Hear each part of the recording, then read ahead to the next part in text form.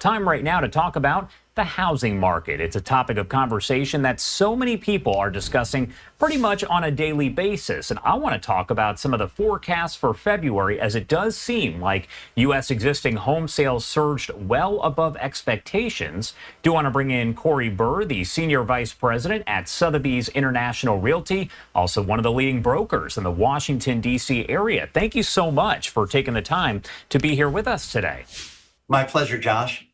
All right, so the market has changed dramatically. It's changed a lot over the last few years. Break down for me what we saw as far as home sales go in February. So we just got the statistic that sales were up 9.5% in February relative to January.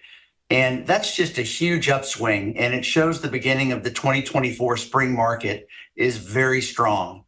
And we're hoping that it continues as rates hopefully will moderate, and that'll keep buyers motivated to purchase in what's a new higher interest rate environment. How has the activity within the housing market been over the last several months? When you talk about not just a month-to-month situation, but let's say over the last 6 months to a year. Well, last year was a really tough year because we were at the tail end of the interest rate hike, where rates went from sub 3% to hitting 8% on the 30-year fixed at the end of October. And essentially that froze our market nationwide. We got great news when Fed Chairman Powell had his press conference at the December meeting, and he laid out those 6 rate reductions for the Fed funds rate that they control. Now, it turns out, as we've gotten more statistics over the intervening 3 months, that they're not going to decrease their rate by 6 times this year, and that'll probably be 3. That may not even take place for economic and political reasons, but that's what we're betting on right now. But that gave a sense to buyers that we were over the hill on the interest rate increases, and they've come out in droves since that December meeting. We know that the winter months, when you're talking about, let's say, November, December, January and February for the most part as well, are kind of some of the slower months. It seems as though that's kind of changed, right? Well, we hit a low every year, year in and year out over my 37 years, the last 2 weeks of December. There are very few listings and there are very few buyers buying properties. What was interesting this year on the heels of that Fed meeting in mid-December is that once the holidays were over, on December 26th, I got 5 phone calls out of the blue from buyers and sellers who wanted to start planning their real estate activities early in 2024. This was almost unheard of because I usually get these phone calls in mid-January, and the spring market usually begins the weekend after the Super Bowl. But this year it was moved up forward. Again, I think it's because of the hypersensitivity to interest rates that our market is seeing right now.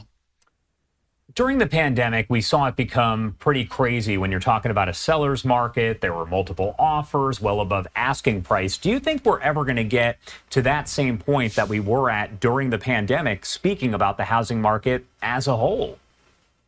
So the pandemic put incredible pressure on our economy, and the federal government responded in kind by flooding our economy with money. The M2 statistic went through the roof, up 40% in about 18 months, and that's unheard of. So we had a period of time where interest rates were sub 3% and the economy was awash in cash. It's going to be very hard to have that kind of situation replicated again, and we need to pray that it really doesn't happen, because the amount of price increase that we saw in the residential real estate market really wasn't sustainable over the long term. And so we've cooled things off over the last 18 months. And I think that that's healthier over the long term, because it's going to hopefully get younger buyers, first-time buyers, into the market if the rates stay stable now at a higher level and the prices can also moderate a little bit. What do you say to those possible first-time home buyers, the younger generations that say, look, I don't have that kind of money saved up. I'm just going to keep on renting the apartment that I've been in. I don't want to buy anything. What do you say to them? I would just say that home ownership is one of the things that the federal government underwrites for taxpayers. The fact that we can deduct our mortgage interest on mortgages up to $750,000 and deduct our property taxes up to $10,000 a year, that's a major economic bonus for people who own property. And if a young buyer can commit to an area or a job for a 3 to 5 year period, I just don't see that there's a comparison renting versus owning. Now, if they can't commit to an area for at least 3 years, I think they need the flexibility of continuing to rent as they try to figure out their career situation. What have we seen with interest rates? Do you think that we're ever going to get back to the point that we were a couple of years ago when we were actually below 3%? Now it almost seems like it never happened because it almost seems unreal based on what we're currently seeing. But will we ever get to that point again? It seems unlikely. For my 37 years, rates have essentially been in the 5 to 8% range on the 30-year fixed. And I think that that's the range that people are going to be in for the foreseeable future. We almost have to hope that they don't go lower than that 5% range, because that would signal that we're going through a very difficult recessionary period. We have to hope, though, that they don't go through the roof, because I think that that's going to freeze up our market.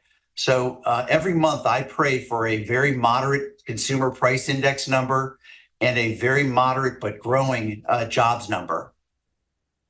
My last question for you. This is one that's been talked about a lot, but how could the National Association of Realtors settlement that's happened affect the market as a whole? Will it really have any sort of effect? So this is the big one of our industry right now, and it's just happened, and we're trying to figure out the new norm. Any way that somebody looks at this, it has to be seen as a frontal assault on the residential real estate industry in America. And there's one thing I know from my 37 years of experience, and that is buyers don't have the money to pay their buyer agent. They're rubbing together every last penny to get their down payment and closing costs and potential improvements to the property all in line in order to buy a property. The thought that they could pay another 2.5%, or 3% of the sales price to their buyer's agent, I think is unrealistic. The facet of the settlement that I think is most worrisome to our industry is that it dictates that the amount of compensation given to a buyer's agent cannot be advertised on the multiple listing system. Part of our job is protecting the public, and we take that charge very seriously. And without knowing how much compensation is going to be offered in a property, it's very hard to advise buyers whether or not that property is going to cause them to have to pay a buyer brokerage fee. This is going to lead to a devastating hiccup in our activity when these new rules go into effect in mid-July. And it really rises to the level of public policy. Governments are going to have to step in and try to fix this situation somehow. The thought that we've had a standard real estate commission over the years is pure poppycock. I negotiate my fee every time I go into a listing appointment. And the thought that this settlement doesn't allow for compensation to be advertised is, I think, very irresponsible. All right. Corey Burr, thank you so much for taking the time to join us and help break down the latest on the headlines regarding the housing market and answering a lot of questions that people out there have. Thank you again for being here with us. We appreciate it. Thank you, Josh.